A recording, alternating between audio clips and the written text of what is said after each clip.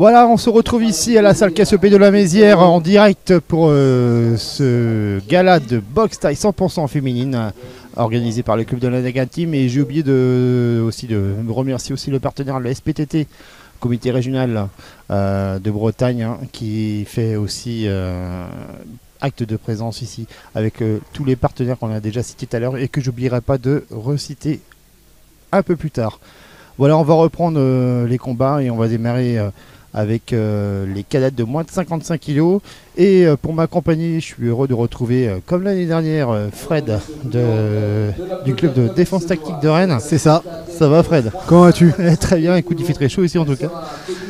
Eh ben oui, c'est le thème de la soirée, transpiration. Transpiration, ouais, sauf que nous on n'est pas sur le ring.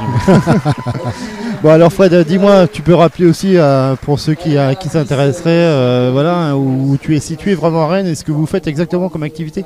Ouais, et ben écoute, le club défense tactique se situe à Rennes, 65 rue Bigot de Pré-à-Meneux. On y pratique la boxe anglaise, la boxe française, le MMA et la défense de rue qui est une méthode de l'ADAC, l'Académie des Arts de Combat. Allez, super. Alors, en tout cas, vous qui nous suivez sur la chaîne YouTube Le Sport en images, si vous avez entendu toutes ces informations de la part de Fred, n'hésitez pas à aller le voir ou le contacter sur les réseaux, sur Google. En tout cas, vous allez retrouver Défense Tactique à Rennes et Fred vous fera un plaisir de vous accueillir. J'en profite avant juste de démarrer ce second acte de cette soirée, de remercier, de faire un petit coucou à un petit chéri qui attend un petit bébé là qui va arriver d'ici peut-être demain ou j'espère pas ce soir. C'est un autre combat ça. Voilà, c'est un autre combat. Je sais qu'elle nous suit sur YouTube là, sur la chaîne Le Sport en images, donc je lui fais un petit coucou. Voilà. Alors, on va reprendre donc comme je disais avec la catégorie cadette moins 55 kg avec sur le côté rouge Safia Melil du club Kabuto Fight avec un palmarès pour 10 victoires, 5 défaites en 15 assauts. Elle sera opposée à Clairvy Roudot du club MTKO avec un palmarès de vice-championne de France quand même, 11 assauts avec 8 victoires, 3 défaites, vice-championne de France à FMT aussi. Donc ça promet du beau combat.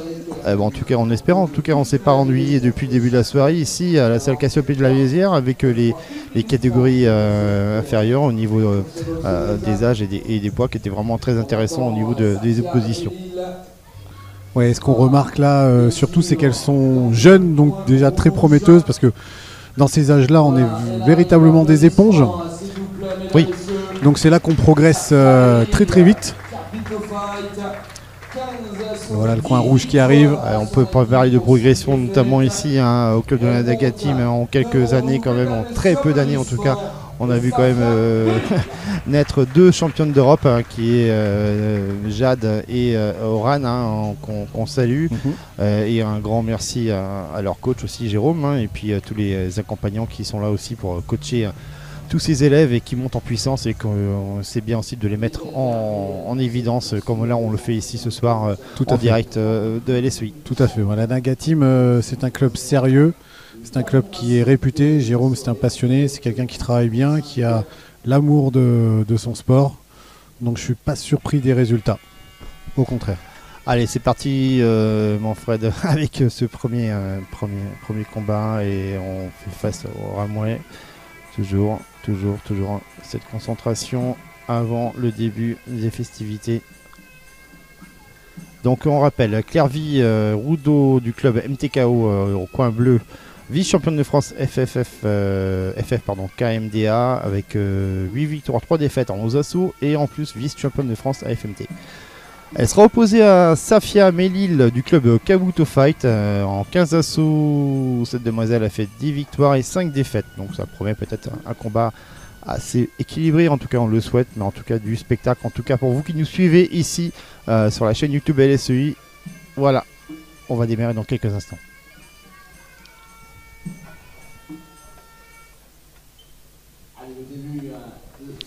Alors déjà là ce qu'on remarque c'est que déjà elles sont de la même taille. Oui c'est vrai. Et oui ça a une importance en sport pied-point. Parce que quand on est plus petit et qu'on est face à un grand, il faut rentrer.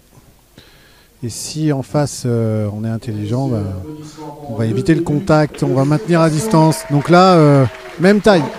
C'est vrai, on l'a pu voir tout à l'heure dans les autres catégories où il y avait une différence de taille et c'est vrai qu'il peut avoir quand même une certaine difficulté pour les personnes qui ont moins d'allonge.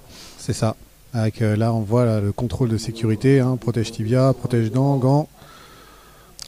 Voilà, on le rappelle, hein, tous ceux qui hésiteraient encore à mettre leur enfant, notamment leur fille, à ce genre de sport de combat, que voilà, tout est bien géré au niveau des équipements, au niveau de la sécurité. Même les officiels n'hésitent pas à remettre les choses en place quand ils voient que, voilà, qu'il peut y avoir un danger pour les combattants. Donc n'hésitez vraiment pas à aller voir les clubs le plus proche de chez vous. Et voilà. Tout à fait, c'est relativement très encadré ce genre de discipline. Allez. Elles vont se saluer. Gavri Boudot, Safia Melil. Ça démarre maintenant.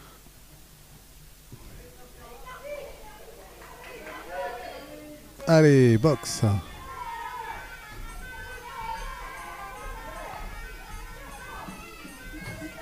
Allez, on cherche le kick direct. Allez, ça commence fort.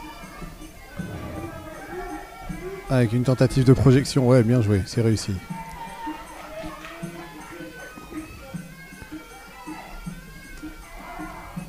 Ah, et ça s'échange coup pour coup, hein. Vous regardez les coups de coude, les saisies, et hop, ouais, encore une projection. C'est engagé des deux côtés depuis les premières secondes.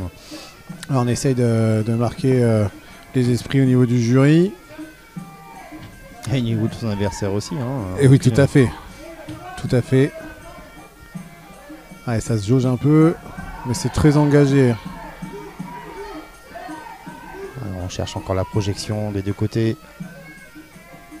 Exactement.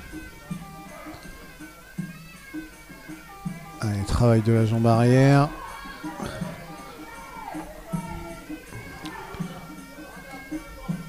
Allez, avec un enchaînement d'anglais suivi d'un coude. On va repartir sur une tentative de projection qui est contrée par un coup de genou.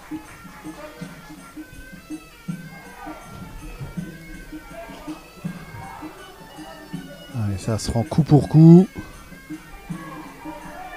Allez. Et les low kick. En interne et en externe. Front kick, suivi d'un bras arrière. Ça, il n'y a pas du premier round. Premier round. Bon, voilà, hein, c'est ce qu'on s'attendait. Hein, on le disait. Voilà, ça reste équilibré. Ouais. J'arrive pas à voir quelqu'un qui prend le dessus plus que l'autre pour l'instant. Mais bon, on va voir. Hein, il reste encore quelques rounds. Ça part vite et fort. Hein. Ouais, tout à fait. J'en profite pour remercier voilà, les partenaires sans qui cet événement ne pourrait pas forcément être à la hauteur que l'on a ce soir. La croquetterie à la Mézière, au petit-déj Rennais, la boulangerie pâtisserie Guillou, l'URL Frigou, Totoche éphémère, Mademoiselle à la Mézière, salon de coiffure, ADS Loisirs, Bâtiment au concept, Go Sport Cap Malo à la Mézière, sans oublier Tacos et burgers à la Mézière. Voilà. Donc voilà, on va reprendre le deuxième round. Donc comme on le disait, hein, équilibré, Fred. Oui, tout à fait. Je suis assez d'accord avec ça. C'est assez équilibré. Ça a commencé vite et fort. Voilà, chaque coach conseille sa boxeuse. Allez, retour au centre. Allez, c'est parti. Ouais, deuxième salut. Allez, ça enchaîne. Bras avant, bras arrière. Allez, front kick. On maintient distance avec le front kick. On enchaîne low kick, qui sont des coups de pied bas pour ceux qui n'auraient pas de notion sur la boxe taille. C'est bien de le souligner. Et c'est bien pour ça aussi que tu es là, Fred. Hein. Voilà, ouais, attention, le coup de coude bras arrière. Hein. Celui-ci. Alors, elles ont des protections, mais bon, ça fait jamais du bien. Allez, hop, tout de suite la saisie. Ouais. Et hop là, tentative de projection. Coup de genou. C'est ça. Et l'arbitre qui intervient pour séparer. Allez, ça repart. Allez. Les low kicks, toujours. Un travail de sape. Le low kick, hein, le coup de pied, le coup de pied bas, hein, il a pour but de venir frapper hein, sur le quadriceps hein, ou sur soit extérieur de cuisse, soit intérieur de cuisse. Hein, l'effet, c'est de casser la cuisse un petit peu, hein, ce qu'on appelle le casse-cuisse. Hein, c'est de venir. J'en ai connu, merci, ça fait mal. Travail de sape. Allez, ça s'accroche. Et ça s'enchaîne avec les coups de genou. Toujours une tentative, hop là, de chute. Allez, les coups de coude. Et l'arbitre qui intervient à nouveau tout de suite pour séparer parce que ça s'accroche. Les fins du second, oui, tout à fait. Voilà, toujours pas de... Je sais pas, en tout cas, moi, bon, voilà, après, Fred me dira ton avis, mais entre Clervy et Safia, je vois pas forcément quelqu'un vraiment au-dessus. Après, peut-être que toi, techniquement, tu as vu des choses un peu plus intéressantes du coin bleu ou du coin rouge. Écoute, je trouve que ça reste serré. Hein. Ça reste équilibré. Oui, voilà. On cherche à repousser son adversaire avec les kicks. On essaye de l'amener au sol, mais voilà, sans vraiment parvenir. Maintien à distance avec le front kick, il sert à ça, ce coup de pied qu'on vient délivrer, bas-ventre ou plexus peut-être pour les plus souples. Maintien de distance qui permet d'enchaîner soit une jambe arrière ou d'enchaîner avec les poings en anglaise. C'est vrai que sur quelqu'un qui avance tout le temps, ça permet de stopper ou de maintenir à distance son adversaire. Et pourquoi pas le mettre au sol quand c'est vraiment bien fait avec une puissance. Exactement, ouais. Quand on n'est pas du tout sur les appuis, c'est exactement ce qui se passe. C'est qu'on l'a vu sur le combat d'avant. Tout à fait, ouais. Allez, c'est parti. Le bras avant, il est passé. Hop, ouais, une tentative de saisie. Il y a un bon maintien de distance quand même. Les filles, elles ont coup d'œil. Elles donnent des coups, mais il y a un maintien de distance. Ouais, c'est ça. Il y a le coup d'œil. Ouh, celui-là il est passé. Deuxième bras avant est passé aussi. Je le vois parce que la tête part en arrière, toujours un petit peu.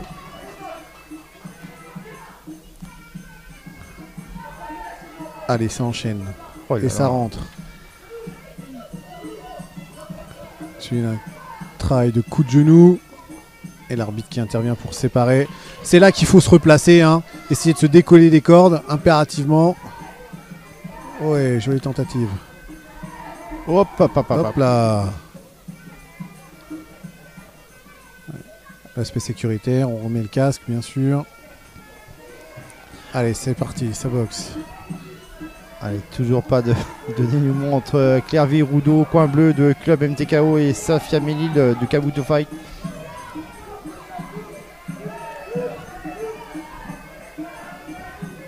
Allez, ça boxe, ça se rend coup pour coup. Il y a une tentative de saisie. Oh, il y a un coude qui passe. Ouais.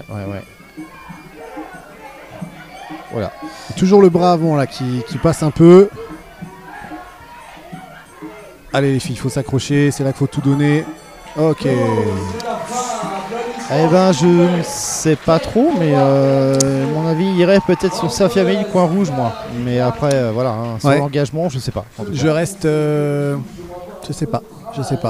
Alors, il y a un élément que les téléspectateurs ne se rendent pas compte, c'est la chaleur. Effectivement, moi j'en souffre sans bouger. J'admire les boxeuses là, parce que là on se rend pas compte pour ceux qui nous regardent, mais il fait excessivement chaud dans la salle. C'est vrai, c'est un élément assez important. Et donc boxer, casque, plastron, avec la chaleur qu'il fait, et on se rend pas compte, mais là je peux vous le dire de vécu, les spots, tout ce qui est système lumineux au-dessus, ça chauffe terriblement pour l'avoir vécu. Oui, tu étais sous les projecteurs, mais en tant que... En tant que boxeur. Je pensais en tant que chanteur, moi. Non, j'imagine bien en anglaise, mais effectivement, c'est des détails comme ça. La chaleur. Et tu avais... écoute, le bon œil. Sur le 6-2, c'est à partir du deuxième round que j'ai remarqué un petit ascendant. Mais bon. En tout cas, les deux n'ont pas démérité, même Clervy Roudot du club NTKO. Tout à fait, c'est de toute façon très serré. Mais ça a bien travaillé. De toute façon, les filles, elles peuvent être fières d'elles, les coachs peuvent être fiers d'eux aussi. Alors, c'est jamais simple, vous savez, on s'entraîne, on sacrifie une année. Et ce qu'il faut se dire, c'est que le soir, c'est les entraînements, c'est être à la pesée. Donc, il faut faire attention à l'alimentation, les soirées d'alcool, etc. Exactement. Bien sûr. C'est pas compatible tout à fait avec la boxe et c'est vrai que dans le sport il y a ceux qui gagnent et puis il y a ceux qui perdent, mais bon c'est quand on perd que l'on progresse parce que c'est là où on apprend le plus. Enfin moi je le sais pour l'avoir vécu, c'est dans la défaite que je me suis le plus construit, mais on peut comprendre des fois Et ben, la déception en fait d'avoir sacrifié autant de temps à l'entraînement, surtout sur des sports durs comme ça.